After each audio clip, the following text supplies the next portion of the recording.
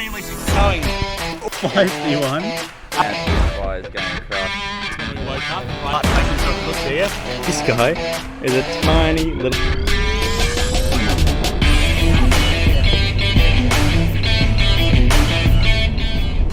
Is an incredibly unfortunate sight. This is the king brown snake, also known as the mulga snake. Look at that view. road. Look at this, look at what we've just pulled up. Bloody hell. Look at that view. We're out here in the moon plains, or the black soil, whatever you'd like to call it. But this specific part of the black soil is what I like to call, or what is known as the moon plains. So there's a very special couple of species found here.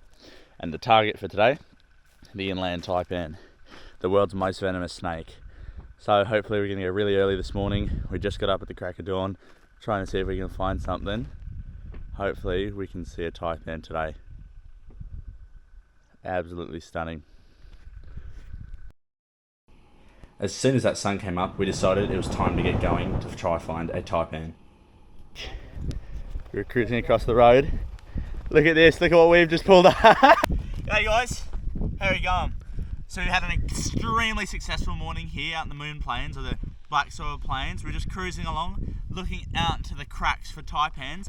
Lucky enough, Kelly even shared out snake, and she saw this snake out in the open just in a morning bask. Now this is the inland taipan, the world's most venomous snake. It doesn't get any more venomous than this. They are the world's most venomous snake by the LD50, and they have about an LD50 of 0.0025, which is an incredible toxin for their venom. They're extremely toxic. Like I said, living out here, if you give us a bit of a look around, you'll see these plains, barren, nothing. Like I showed you this morning, there's absolutely nothing out in the ground. It literally has only these tiny little cracks, and in these cracks are where these taipans live. Now they'll go upwards of 12 meters into the ground. These small little cracks that can go so far house so many animals, including your speckled browns, western browns, mulga snakes, and your mammals like your little rodents, like your long-haired rats. Now, the thing that's chasing those long-haired rats are these guys. Your inland taipan, your world's most venomous snake, are out there chasing your long-haired rats. It is honestly a dream of mine to be able to see one of these snakes. This is a bloody phenomenal snake, and I'm so excited that we were able to get one this morning. So we've been out here since 5:30 in the morning looking for this exact snake. Now this is the inland taipan, the world's most venomous snake. Not just the most venomous snake in Australia, on the entire planet. They're an amazing species of snake, and they live out here in the black soil, the moon plains, especially this part of the black soil where there is nothing. There is genuinely nothing. You go look around, the biggest things you'll see are the cracks going into the ground, which can go upwards of 12 meters deep. Now these guys during the winter will be spending most of the time down the cracks, and during the winter they'll almost go fully jet black, but now it's starting to heat up, they have this gorgeous coloration to them. If you have a look, you probably can't see his head too well. They've got this very dark black head with this very beige-like body, because it can get upwards of 40 degrees here in the summer, even pushing 50. Now these snakes live under the ground for most of the time, especially during the night, because they primarily feed on your long-haired rats. Now those rodents are fairly large, and they live down in those cracks and come out during the night. So during the daytime, these snakes will cruise around, go down into the cracks, and actually start hunting those long-haired rats. But the theory behind why they're so venomous is because when you look at it, they've got nothing out here. So a food option may only come around once every couple of months. Now the reason my hand jolted is because this ground is unforgiving. It's covered in all these little prickly areas, all these little prickly sort of ferns and anything that you can see. Nothing out here wants you to be here. Everything out here should be dead, but when you look into it, we're actually flourishing, and the life out here is abundant and amazing, just like this gorgeous snake here. But definitely a bucket list species, and a big tick on my big list of reptiles that I want to see, especially on this trip. But this is an absolutely mad find.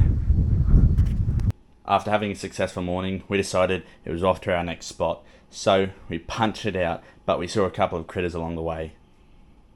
Look at this little guy. Dylan just spotted him sitting in the middle of the road, having a bit of a bask. This is a central netted dragon. This is my first central netted dragon I've ever actually found. Well, we're going to see a bunch of them around at Alice and the Red Centre, but it's mad to see them out here. This one's a very Very gorgeous looking one, especially compared to the ones I see in captivity. So they're absolutely fantastic little creatures, but won't hold her for too long. Let her go on her way. Our next stop was a town not far from the top of the area where we just were looking for taipans, with the same sort of habitat of that black soil or moon plain. However, we find a new species here that we're looking for, the Ingram's brown snake. It's bloody 30 degrees out here. Not seen a single reptile, but you can really tell your central beardies do not care about the heat whatsoever. 38 degrees, and we just saw this one out for a bask in the Arvo sun. Not exactly ideal basking weather, 38 degrees, but just goes to show your beardies do not care in the slightest.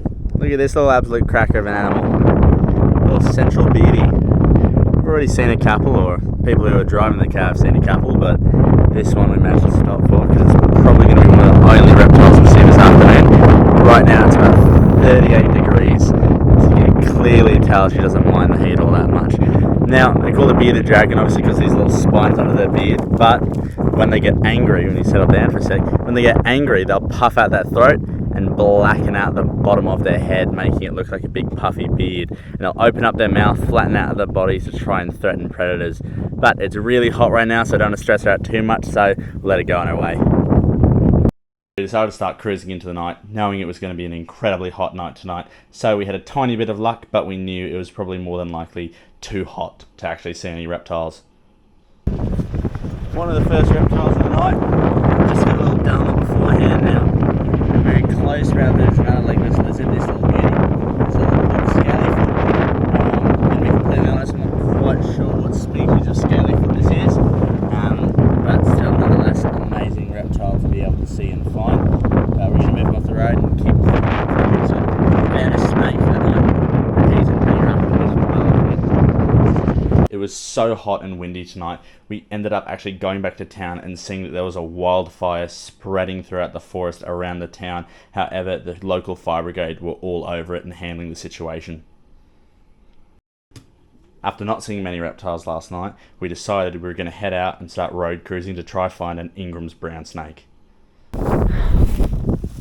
Just decided to hop out of the car, stop road cruising for a second so I could walk around some of these channels. Now we're out in channel country, so that means you've got these little sort of indents of land where it's just all this tree and tussocks and stuff like that, and then the second you go out of it, it just becomes this dead flat plain of absolutely nothing. Whee, let's not drop my camera. Now another thing I'm doing, looking for these tracks. Now it's either from a monitor lizard or a snake. So the snakes will make movements and push to the side when they're going through the sand or the soil. And obviously your big monitor lizards, when they're dragging their tails across the soil, they'll make those indents. Just looking around, trying to. Oh, look at this little guy. Thought it was a little monitor for a second. You can't fool me. Bloody hell.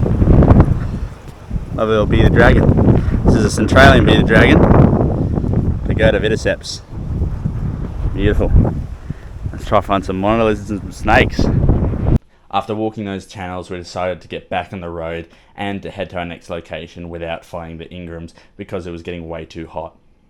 Our next location was a small town just above where we were, only about 4 hours drive north of where we were. However, the habitat was completely different. Have a go at all this. Bloody beautiful, isn't it? We've just come from the habitat of the Ingrams, going from the moon plains and throughout the black soil. This is still technically somewhat black soil habitat because it's all that flat sort of floodplain, but it's got a lot more of these tussocks going through it. Almost perfect for your Spencer's monitors, which is exactly what we want to see hopefully on our way to Mount Isa. But yeah, before we get there, we're going to stop a couple times, try and see if we can find some black palm monitors and look around and see if we can find some Hosmers, skinks, some Ackies hopefully. Any of those are a bigger sort of ticket species, so let's get on our way and hopefully we'll be able to find some. I was getting more and more excited as we got closer because the animals and reptiles that we find here were completely different to the ones we got 4 hours down south. after a long drive and a long wait, it was time to start road cruising this new spot tonight, which I was extremely excited for, in hopes of ticking off a bunch of new species.